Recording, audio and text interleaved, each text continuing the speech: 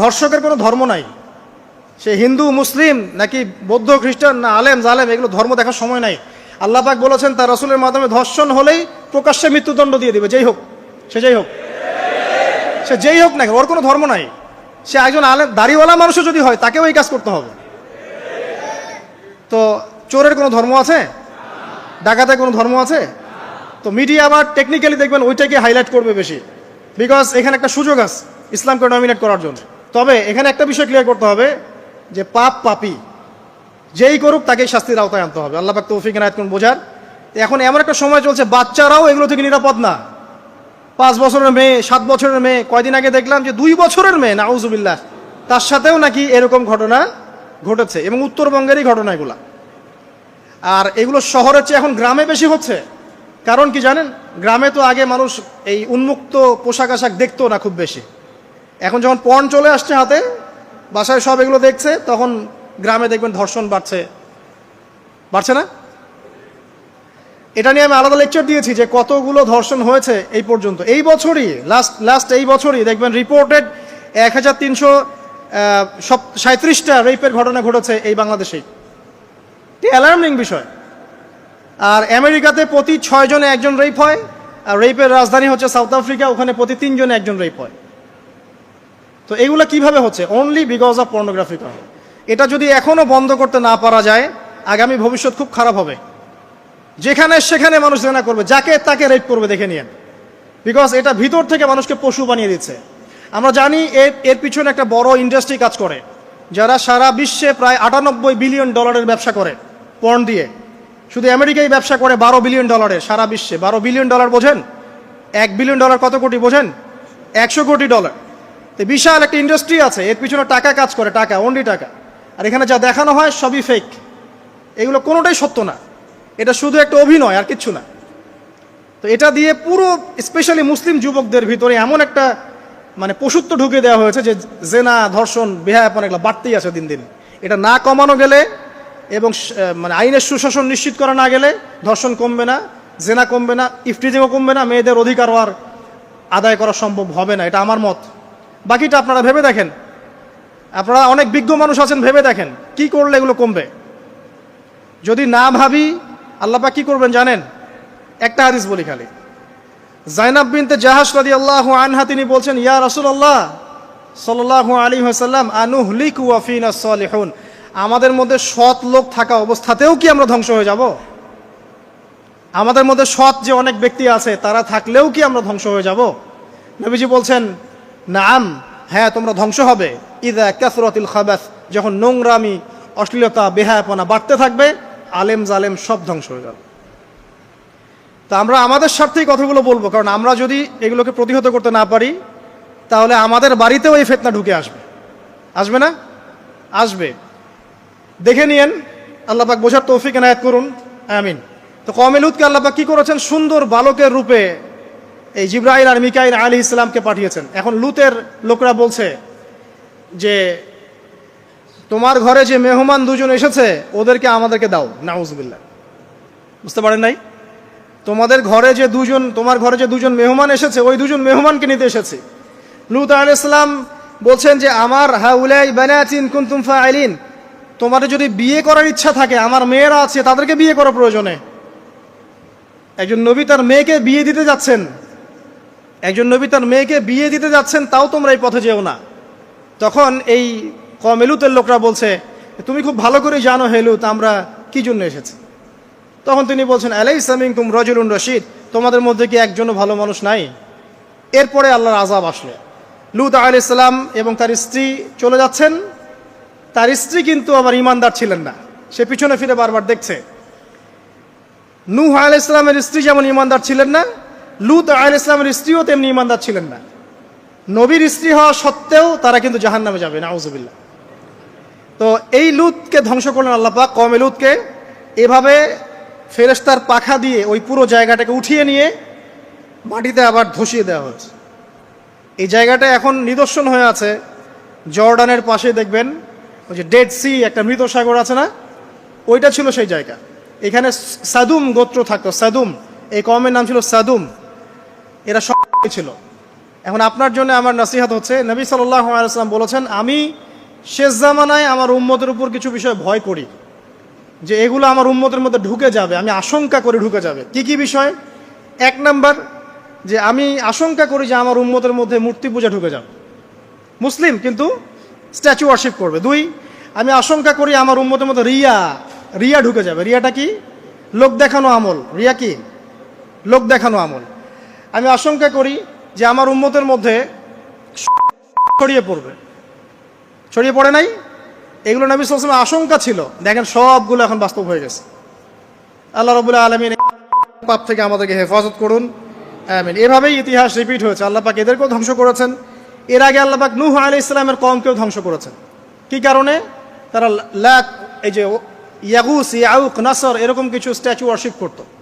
এক পর্যায়ে আল্লাহ রাব্বুল আলামিন 950 বছর দাওয়াত দিয়েছেন নূহ আলাইহিস সালাম তার কওমকে। 950 বছর দাওয়াত দেওয়ার পরেও তার কওম যখন আল্লাহর আনুগত্য করলো না, আল্লাহ রাব্বুল আলামিন মহা প্লাবন দিয়ে তাদেরকে ধ্বংস করে দিয়েছে। এভাবেই যুগে যুগে ইতিহাস রিপিট করেছে। আমাদের নবী মুহাম্মদ সাল্লাল্লাহু আলাইহি ওয়াসাল্লামের সময়ও এই হিস্ট্রিটাই ছিল। আবু জাহেল, আবু লাহাব, উতবা, শাইবা যারা ছিল, তারা মূলত সমাজটাকে দ্বিখণ্ডিত করে ফেলেছিল, খণ্ডে খণ্ডে ভাগ করে ফেলেছে, ডিভাইড অ্যান্ড রুলের মতো। সমাজে সুদ ছড়িয়ে দিয়েছিল, জেনা ছড়িয়ে দিয়েছিল, পরকিয়া ছড়িয়ে দিয়েছে এবং শিরক ছড়িয়ে দিয়েছে এবং গোত্রীয় হানাহানি চলছিল। এরকম একটা অবস্থায় নবী সাল্লাল্লাহু আলাইহি ওয়াসাল্লাম ওই সমাজের মধ্যে আসেন নবী হিসেবে। এসে মাত্র 23 বছর সময় নিয়েছেন। কত বছর? মাত্র 23 বছর। আমাদের তো সমাজ সংস্কারের শতাব্দী পার হয়ে যাচ্ছে। এক একটা রেভলিউশন দেখবেন শতাব্দী পার হয়ে যাচ্ছে, কিন্তু কোনো আলটিমেট রেজাল্ট নাই। নবী সাল্লাল্লাহু আলাইহি ওয়াসাল্লাম 23 বছর সময় নিয়েছেন, মাত্র 23 বছর। এই 23 বছরে কোরআন এবং হাদিস এই দুটোকে হাতে নিয়ে নবী সাল্লাল্লাহু আলাইহি ওয়াসাল্লাম সমাজের প্রত্যেকটা জাহিলিয়াত উপর থেকে সরিয়ে দেন নাই, শেকড় থেকে উপরে ফেলেছে। তবে তিনি যখন ইসলাম প্রতিষ্ঠা করে দিয়ে চলে গেছেন, খোলাফায়ে রাশেদার যুগ চলে গেছে, তারপর উমাইয়া খেলাফত এসেছে প্রায় 100 বছরের মতো, পরে আব্বাসীয়র এসেছে প্রায় 550 বছরের মতো, আস্তে আস্তে ফাতেমিরা এসেছে, ওদিকে কর্ডোভার, স্পেনে আন্দালুসিয়া উমাইয়া শাসন ছিল, ওসমানীয়রা এসেছে। এভাবে ইতিহাস চলেছে দীর্ঘদিন, প্রায় 1400 বছর। শেষ পর্যায়ে গিয়ে নবী সাল্লাল্লাহু আলাইহি ওয়াসাল্লাম কিছু ভবিষ্যৎবাণী করে গেছে, যখন শেষ জামানাগুলো আসবে তখন দেখবে তোমরা সমাজে সুদটা ছড়িয়ে পড়বে বেশি, জেনা ছড়িয়ে পড়বে, পর্ন ছড়িয়ে পড়বে। পর্ন কথা তো তিনি বলেন নাই, বলেছেন অশ্লীলতা ছড়িয়ে পড়বে। এখন আমরা বলছি এটা পর্নোগ্রাফি। তিনি আরও বলেছেন সময়গুলো সংক্ষিপ্ত হয়ে আসবে, মানুষের হঠাৎ মৃত্যুর পরিমাণ বেড়ে যাবে, অনেক কিছু বলে গেছেন।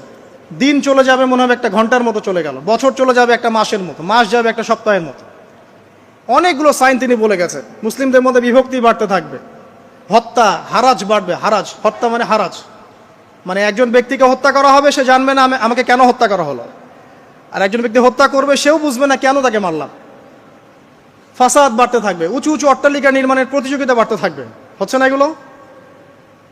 সমাজে ভালো মন্দের মানদণ্ড উল্টে যাবে। মানুষ সত্যকে মিথ্যা বলবে, মিথ্যাকে সত্য বলবে, মিথ্যাবাদীকে সত্যবাদী বলবে, সত্যবাদীকে মিথ্যাবাদী বলবে, আমানতদারকে খেয়ানতকারী বলবে, খেয়ানতকারকে আমানতদার বলবে। টোটালি মানদণ্ড উল্টে যাবে।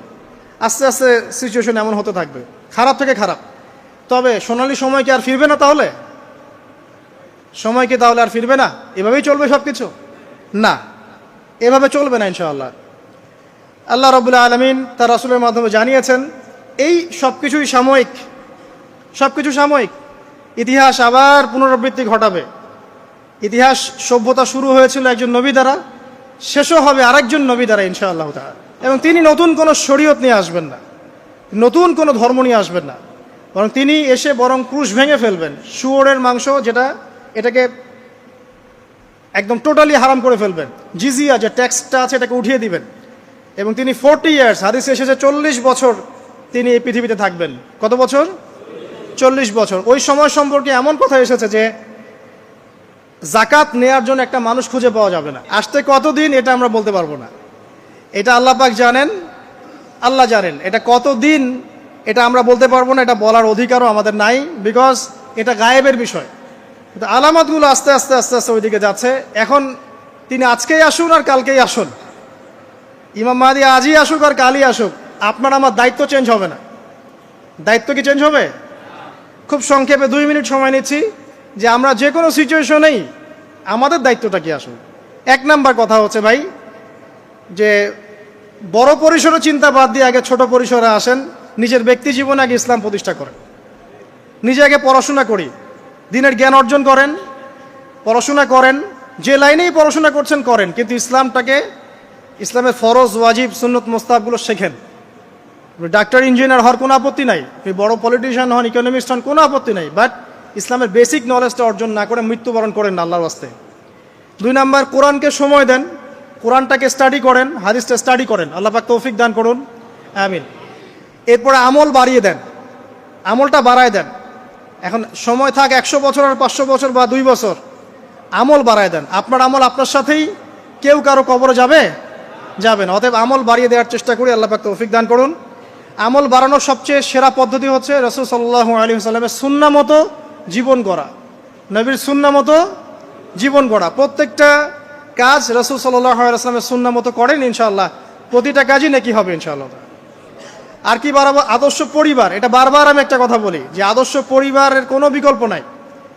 পারিবারিক আদর্শ, পারিবারিক মূল্যবোধ সবচেয়ে বড় শিক্ষা। এই শিক্ষাটা অন্য জায়গায় আপনি পাবেন না। সো পারিবারিক আদর্শটা ঠিক করার চেষ্টা করি আমরা। আমাদের বাচ্চাদের প্রতি সচেতন হই, কার সাথে মিশছে, কি করছে, ওদেরকে ডিভাইস এডিক্টেড হতে দিয়েন না, এত সহজেই স্মার্টফোন ওদের হাতে তুলে দিয়েন না। বাসায় ছোট ছোট মেয়েদের ব্যাপারেও সচেতন হন, তাদের ব্যাপারেও খেয়াল রাখেন, তাদেরকে নিরাপত্তায় রাখেন। পর্দা, এটা তো বলতেই হবে, এটার কোনো বিকল্প নাই। যে যাই বলুক না কেন, আপনার ইজ্জত সম্মান আপনার কাছেই, এর কোনো বিকল্প নাই। রাসূল সাল্লাল্লাহু আলাইহি ওয়াসাল্লাম এবং আল্লাহর বিরুদ্ধাচারণ করে আপনি প্রগতি অর্জন করতে পারবেন না, আপনি উন্নতি অর্জন করতে পারবেন না। পারতে পারেন, সেটা বস্তুবাদী, পরকালে এর কোনো অস্তিত্ব থাকবে না।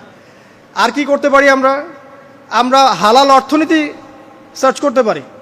হারামে যারা আছি আজকে তওবা করি, আজকের এই লেকচার যাদের কানে যাবে, আমরা দোয়া করি আল্লাহ পাক সবাইকে হারাম রিজিক থেকে ফিরিয়ে নিয়ে আসুন। আমি বারবার একটা কথা বলি ভাই, আপনার আমল নামায় যতটুকু রিজিক আছে এর একটা দানা না খেয়ে আপনি মৃত্যুবরণ করবেন না, আপনার মৌত হবে না। এখন আপনার রিজিকটা আপনি কি অবৈধ পথে চাচ্ছেন না বৈধ পথে চাচ্ছেন, এটা আপনার ডিসিশন। আপনি যদি বৈধ পথে চান, ওই পরিমাণ রিজিক আপনাকে খাওয়াবেন আল্লাহ পাক, তারপর মৃত্যুবরণ করবেন। আর যদি অবৈধ পথে চান, সেটাই খাওয়াবেন, খাওয়ায় মৃত্যুবরণ করবেন। মানে আপনি ডিসিশন নেন কোন দিকে যাবেন। আর রিজিকের মালিক আল্লাহ আমরা খালি মুখে বলি, মনে কিন্তু বিশ্বাস করি না। মনে যদি বিশ্বাস করতাম তাহলে আমরা কিন্তু কখনো সুদের ধার ধারতাম না, আমরা ঘুষ দুর্নীতি করতাম না। কারণ আমরা করছি কেন? মনে করছি যে আমি এটা করলে রিজিক বাড়বে। আর আপনি যাদের জন্য এই কাজগুলো করছেন, আপনার স্ত্রী, আপনার সন্তান, আপনার পরবর্তী প্রজন্ম, 40 দিন সময় নেবেন আপনাকে ভুলে যেতে।